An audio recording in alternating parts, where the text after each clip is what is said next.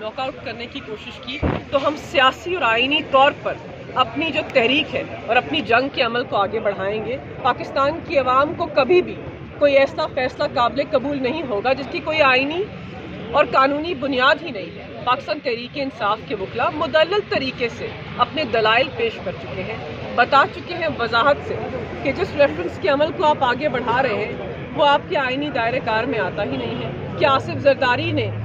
اور یوسف رضا گیلانی نے پاکستان کے توشہ خانہ کے جو قوانین ہیں ان کی دھجیاں اڑاتے ہوئے گاڑیوں کی جو ملکیت ہے اپنے پاس نہیں رکھی تھی۔ یہ الیکشن کمیشن آف پاکستان جو کہ جانبدار ہے، کیوں نہیں اس توشہ خانہ ریفرنس کے عمل کو آصف زرداری اور یوسف رضا گیلانی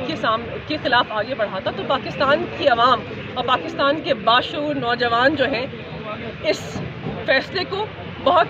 گہری نظر سے دیکھ رہے ہیں، اور پاکستان کی عوام تشویش کا اظہار کر رہے ہیں کہ ایک آدمی ہے جس کو آپ سیاسی میدان کے اندر ہرا نہیں سکے، ایک آدمی ہے جو آپ کو شکست فاش کے اوپر شکست فاش دے رہا ہے، ایک آدمی کہ آپ نے